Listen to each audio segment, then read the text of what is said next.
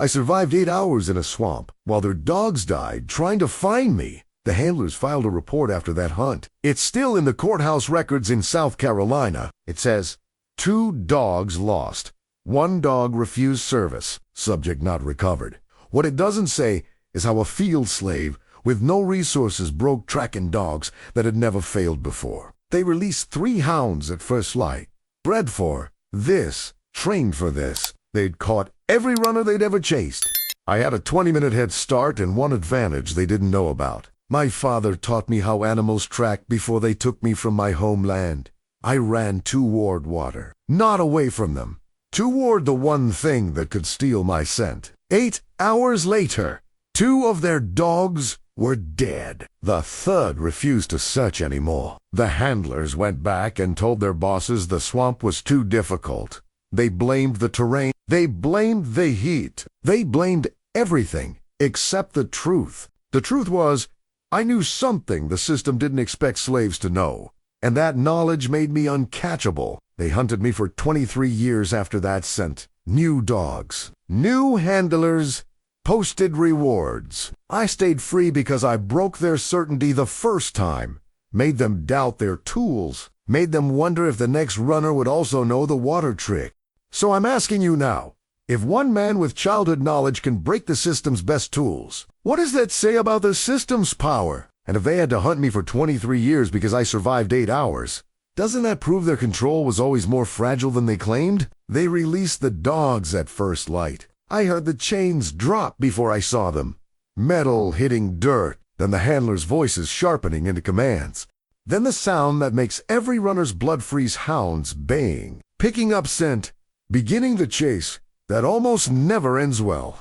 I had maybe 20 minutes head start, maybe less. I ran toward water, not away from the plantation, not toward distance or speed, or the foolish hope of outrunning animals bred for exactly this purpose. I ran toward the swamp 2 miles east, toward brackish water and thick vegetation, and the one advantage I had over dogs and handlers, I knew something they did not expect me to know. This knowledge came from my childhood, from a place they tore me from when I was 11 years old, a place with different forests, different predators, different rules for survival. My father had been a hunter. He taught me how animals track, how scent travels, how water disrupts, what noses follow. The handlers did not know this. They saw a field slave running. They expected panic, exhaustion, inevitable capture. They expected the script to play out the way it always did: chase, corner, return, punishment. I was going to give them something different. The barking found my trail within minutes. The sound changed when they caught my scent, went from searching to certain. The baying intensified, became focused, urgent. They knew where I was going now. They were coming fast. I was running through scrubland, my feet hitting packed earth, my lungs pulling hot air. The sun was barely up, but already the heat was building. Sweat ran down my face, my back soaking through my shirt. I could hear the dogs clearly now, maybe a quarter mile behind. Closing distance, I angled my path, broke the straight line, cut across dense brush that would slow them fractionally, that would force the handlers to navigate obstacles. Every second mattered. Every yard of distance was survival measured in moments. The mud started when I was half a mile from the swamp. The ground went soft under my feet. Each step required more effort. My boots made sucking sounds as I pulled them from the muck. My pace slowed whether I wanted it to or not. Behind me, the baying grew louder. I could hear the handlers now too, voices shouting to each other, coordinating, confident. They had done this before. They knew how it ended. But I had done something like this before too. Different country, different predators, same principle. I reached the edge of the swamp as the sun cleared the trees. Brackish water stretched ahead, dark and still. Insects swarmed in clouds above the surface. Reeds grew thick along the margins. The smell was heavy decomposition, stagnant water, life and death mixing in the heat. I waded in without hesitation. The water was warm, almost body temperature. It rose to my knees, then my thighs, then my waist. The bottom was soft, uncertain. My feet sank into mud with each step. I moved upstream against the sluggish current. This was deliberate. Dogs track by following the strongest scent. Moving upstream meant my scent would not carry downstream to where they entered the water. Behind me, I heard the dogs reach the swamp's edge. The baying changed, went from certain to confused. The lead dog was whining now, circling at the water's edge, not wanting to enter. The handlers were cursing, commanding the dogs forward, threatening them. I kept moving. The water was chest deep now. Reeds brushed against my face. I pushed through them, creating the smallest wake possible, trying not to disturb the surface more than necessary. The dogs entered the water. I heard the splashing, heard the handlers following, heard the confusion in the barking as the dogs tried to pick up my trail through water that scattered scent in every direction. I remembered my father's voice. Water steals smell, but it does not erase you. You must become part of the water. Move like it moves. Stay where scent cannot gather. I submerged myself to the neck, moved along the reed line where shadows were thickest, breathed slowly through my nose, controlling the sound, controlling my presence. The barking spread out. The dogs were searching now, not tracking. They had lost the certainty of my trail. The handlers were shouting more, arguing with each other, pushing the dogs in different directions. I stayed perfectly still. This was the hardest part. Every instinct screamed to keep moving, to increase distance, to run while they were confused. But movement created disturbance. Disturbance meant sound and scent and visual detection. Stillness was survival. The sun climbed higher. The heat intensified. Insects found me despite the water. They landed on my face, my neck, any exposed skin. I did not swat them. I breathed through the discomfort. The dogs passed within 30 feet of me. I could see them through the reeds. 3 hounds, lean and muscular, trained for this work. They were swimming in circles, noses up, trying to catch something they could follow. The handlers were visible too. 2 white men on horseback, moving carefully through the shallow water, watching the dogs, watching the tree line, watching everything except the reed bed where I remained motionless. One of them said, "They lost him." The other said, "They don't lose. Keep pushing them." I'm telling you, they lost the scent. Look at him! So we wait. He has to move eventually. They were right. I could not stay here indefinitely. But I could stay longer than they expected. Longer than the dogs could maintain intensity. Longer than their confidence could hold. Time became the weapon. Hours passed. The dogs grew tired. Their searching became less systematic, more random. They were swimming but not tracking, moving but not finding. The handlers grew frustrated. Their voices sharpened. They blamed the dogs, blamed each other, blamed the swamp for making this harder than it should be. I stayed hidden. The water chilled my legs despite the heat. Numbness crept up from my feet. My muscles cramped from staying motionless. But I had learned endurance from a childhood fever that almost killed me. I had learned that the body can tolerate discomfort longer than the mind believes possible. Night approached. The light began to thin. Shadows stretched across the water. The insects intensified their assault. The handlers conferred. I could hear fragments of their conversation through the reeds. Getting dark. Should have had him by now. Dogs are spent. One of them made a decision. He called the dogs back. They gathered near the horses, panting, exhausted. Even from my hiding place, I could see their tongues hanging, their bodies sagging. But the handlers did not leave. They made camp at the swamp's edge, built a small fire, settled in, to wait. This was strategy. They believed I was still in the swamp. They believed darkness would force me to move. They believed they could wait me out. They were partially right. Darkness did change things, but it changed things in my favor. When full dark came, when the moon was just a sliver giving almost no light, I began to move again, slowly, carefully, using sound as a guide. The handlers were talking near their fire. The dogs were resting. I moved away from both, deeper into the swamp, using the night as cover. The water here was deeper. I had to swim in places. My clothes dragged at me, heavy, and water. My boots were lead weights, but I kept my head above water, kept my breathing quiet, kept moving. I found a hollow beneath an overhanging bank. Cypress roots created a small cave at the waterline. I wedged myself into it, my body half submerged, my head protected by roots and earth above. This would be my shelter until morning. The night was loud. Frogs called from every direction. Insects hummed in clouds. Water birds made sudden splashing sounds. The swamp was alive with noise that would mask any sound I made. I allowed myself to rest. Not sleep was dangerous, but rest. I let my muscles relax fractionally. I let my mind slow its racing, but I kept listening. Around midnight, I heard the handlers wake the dogs, heard them trying to restart the hunts. The dogs were reluctant. One of them yelped when a handler struck it with something. Another whined constantly. They pushed the dogs into the water again. The barking was different now. Half-hearted, confused. The dogs were broken. They had been working for nearly 20 hours with no success. Their training said they should have found me by now. The failure was undermining their certainty. I listened as they searched, as they passed near my hiding place without finding it. As the hours stretched and their efforts grew more desperate, one of the dogs went silent. Just stopped barking. I heard a handler cursing, heard splashing as he went to find it. The dog was floating dead or dying. I could not tell which, but it was done. The second dog stopped shortly after, refused to continue. No amount of commanding or threatening would make it search anymore.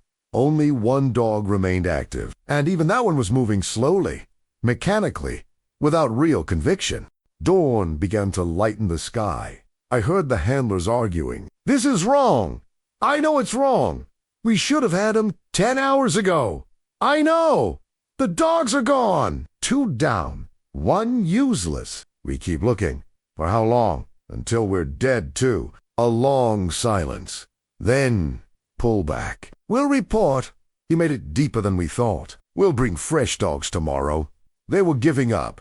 Not permanently, not officially, but they were retreating, admitting temporary defeat. I stayed in my hiding place as they gathered what was left of their pack and moved back towards solid ground. Stayed hidden as their voices faded. Stayed motionless until silence was all that remained. Even then, I did not move immediately. This could be a trap. They could be waiting just beyond hearing, hoping I would emerge too soon. I counted time by the sun's movement, waited until it was fully up, waited until the swamp's morning sounds reached their normal rhythm. Then I carefully extracted myself from the hollow. My body was stiff, cold, despite the warm water, covered in mud and scratches and insect bites, but functional. I moved away from where the handlers had camped, moved deeper into the swamp, then began working my way around to higher ground on the far side. This took hours. Careful movement through water and marsh, avoiding open areas, staying in cover. By afternoon, I reached solid ground. I climbed out of the water and into dense forest. My clothes hung heavy. Water poured from my boots with every step. But I was out. I was alive. I was free. Or as free as any runaway slave could be, which meant temporarily outside their immediate control. Not safe, not secure, just elsewhere. I found a hollow tree and crawled inside. Let myself rest for real now. Let exhaustion claim me. When I woke, it was dark again. A full day and night had passed since I ran. I was 30 miles from the plantation by now. Maybe more. Even more. But distance was not safety. They would send more dogs, more handlers. They would expand the search. I needed to keep moving.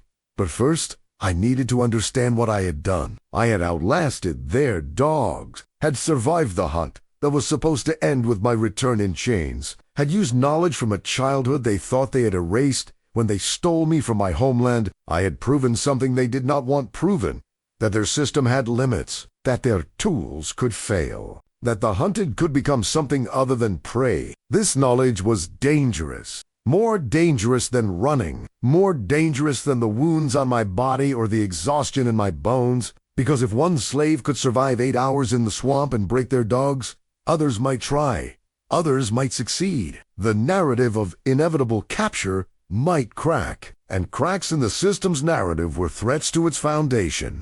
I sat in that hollow tree, alone in the dark, understanding what I had just made myself. Not free, not safe, just dangerous enough to hunt until dead. I stayed in the forest for 3 days, moving at night, hiding during day, eating whatever I could find, roots, berries, bark, when nothing else was available, drinking from streams, staying away from roads and houses and anywhere people might see me. On the 4th day, I heard dogs again. Different dogs, fresh pack, new handlers. The plantation had brought in reinforcements. I ran, not toward water this time.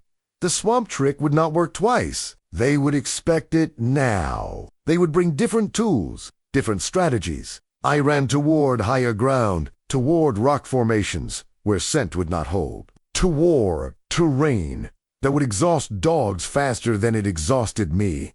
The chase lasted 6 hours. I used every technique I knew, crossed streams, climbed through rocky areas, doubled back on my own trail, created false paths by dragging my feet in one direction, then stepping carefully in another. The dogs followed, but slower than the first pack, more cautious. The handlers had told them what happened to the first group, had warned them this runner was different. Fear was working in my favor now. I lost them near a cliff face, climbed 20 feet up using cracks in the rock, wedged myself into a crevice where the angle made it impossible to see me from below.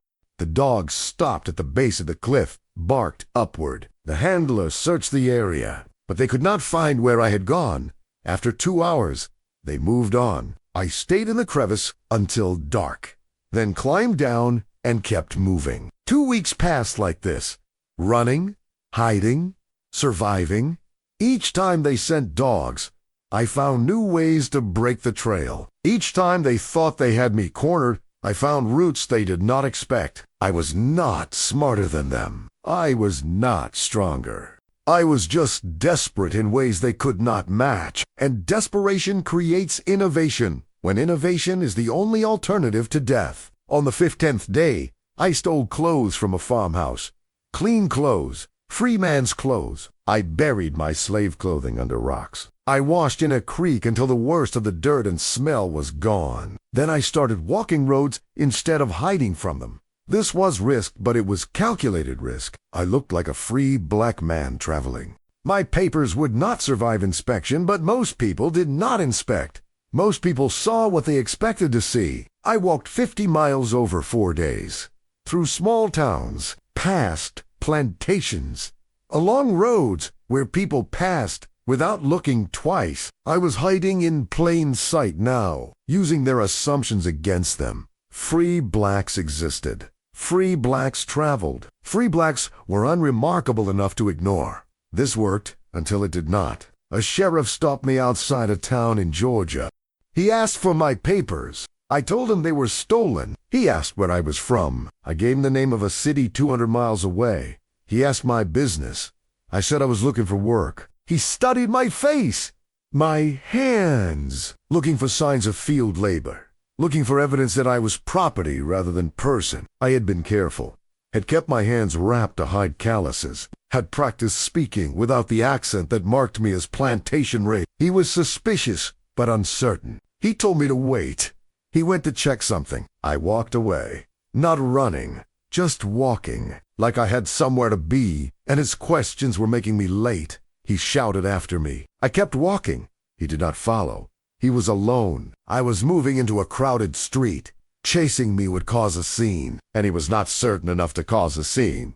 But he would report it, would describe me, would send word to nearby counties that a suspicious man was traveling. I needed to change direction again. I headed east toward the coast, toward ports where people came and went without as much scrutiny, toward cities large enough to disappear in. 3 months after I ran from the plantation, I reached Charleston. The city was huge, thousands of people. Free blacks and slaves mixed together in markets and docks and streets.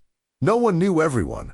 No one could track everyone. I found work loading ships, the kind of labor that paid daily in cash and asked no questions. I rented a room in a boarding house that catered to sailors and day laborers. I became one more body in the machinery of commerce. But I was not safe. Safety did not exist for runaways. It was temporary absence of immediate danger. Nothing more. 6 months after reaching Charleston, I saw a notice posted at the dock.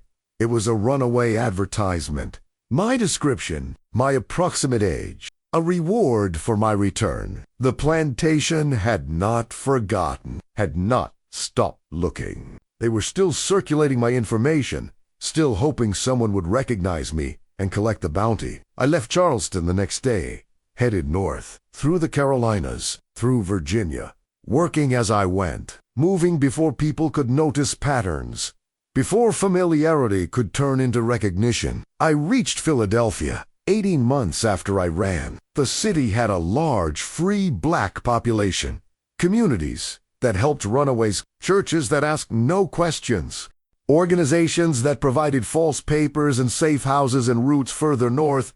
I found work in a shipyard, found a room, found people who understood that my past was not for sharing. But the dogs still came. Not real dogs, not anymore, but the fear of them, the sound of barking that lived in my memory, the certainty that eventually someone would recognize me, report me, send me back to the system I had escaped. I lived with this fear for 7 years. Then the war came. News spread through the free black community like fire. The North was fighting the South. The fight was about slavery, about whether it would expand or die. We did not know how it would end, but we knew it changed things, made the system uncertain, made the future unpredictable. I stayed in Philadelphia, worked, waited, watched. When the war ended, when Lincoln declared slaves free, when the news reached us that the system had broken, I did not celebrate. I walked to the docks, stood looking at the water, thinking about this swamp 23 years ago, about the 8 hours that broke their dogs, about the moment I proved their tools could fail. The system had ended, but the memory had not. I still heard the baying sometimes, still woke in the night thinking handlers were coming, still felt the water rising to my chest, the mud pulling at my feet, the insects swarming. The body remembers what the mind tries to forget. I am an old man now.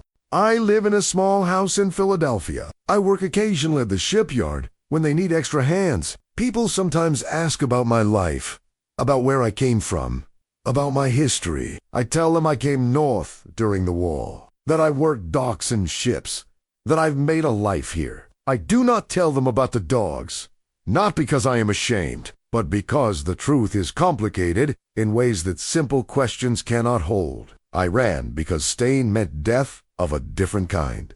I survived because I knew things the system did not expect slaves to know. I broke their dogs because I understood what they did not, that tools can fail when the target refuses to behave as predicted. But survival was not victory. Survival was just continued breathing, continued existence in a world that wanted me returned or dead. 23 years I ran. 23 years looking over my shoulder. 23 years waiting for the sound of baying to become real instead of memory. The system ended. The law changed. I am legally free now, recognized as human, able to own property and vote and move without papers. But freedom did not erase the chase. I still hear the dogs. I still feel the water. I still count hours in 8-hour blocks, measuring survival in increments that proved their certainty was wrong. This is what I want you to understand. They built a system that said capture was inevitable. They bred dogs specifically to track human scent. They trained handlers in the science of pursuit. They created certainty around the impossibility of successful escape. And I broke it. Not because I was exceptional, because I remembered something from before they owned me. Because I carried knowledge from a childhood they thought they had erased. That knowledge that water disrupts scent. That stillness defeats searching. That time can be a weapon saved my life, but it also marked me. Made me dangerous in their eyes. Made me worth hunting for 23 years. The dogs, they sent after me. 2 died that first night. 1 refused to work again. The system lost tools because I refused to be caught. This should have been my victory. This should have been proof that resistance works. But victory in bondage is not like victory in freedom. Victory in bondage is just, you are still alive. You are still yourself. You have not been returned to the place that would erase both. The handlers filed reports after that first chase. I learned this later from a man who worked in the courthouse. The report said the dogs failed. They blamed swamp conditions. They blamed poor training. They blamed everything except the truth. The truth was, a slave knew something they did not expect. And that knowledge made him uncatchable for 8 hours. 8 hours! That should have been impossible. 8 hours that broke their certainty. 8 hours that lived in their records as failure without explanation. They never admitted what really happened. Never wrote down that I survived by being smarter about terrain than their dogs were about scent. Never acknowledged that their system had a flaw. But they changed their procedures after me. Started bringing more dogs. Started training handlers in swamp pursuit. Started building contingencies around the possibility that runners might know things. I was not the first to run. I was not the last. But I was one of the ones who survived long enough to make them question their methods. That questioning was the real victory, not my freedom. That came decades later through war and politics and forces beyond my control. The real victory was making them uncertain, making them wonder if the next runner would also know water tricks, would also outlast dogs, would also break the tools they depended on. I'm telling this story now, late in life, because the dogs are gone, but the lesson remains. Systems build certainty around their tools. They invest in methods that have worked before. They create narratives about inevitability. But tools can fail. Methods can be defeated. Inevitability is a lie told to discourage resistance. I was a field slave with no education and no resources. All I had was memory of a father who taught me hunting, of a childhood in a place with different predators, of knowledge the system did not know I carried. That was enough. Not to guarantee freedom, not to make escape easy or safe or even likely to succeed, but enough to break their dogs, enough to survive 8 hours that should have ended in capture, enough to prove their certainty was performance rather than truth. The swamp still exists. The plantation is abandoned now, but somewhere in that brackish water, in that tangle of reeds and mud, there is evidence of the night I hid, while dogs searched and handlers cursed and time stacked into hours that made the impossible briefly real. No one will find that evidence. The swamp has reclaimed it, but I carry it anyway, in my bones, in my sleep, in the way I still turn toward water when I feel trapped. The dogs are gone. The handlers are dead. The system collapsed, but I remember. And remembering is its own kind of resistance, the kind that says, they were wrong, their tools failed, their certainty broke, and I am still here to tell you how.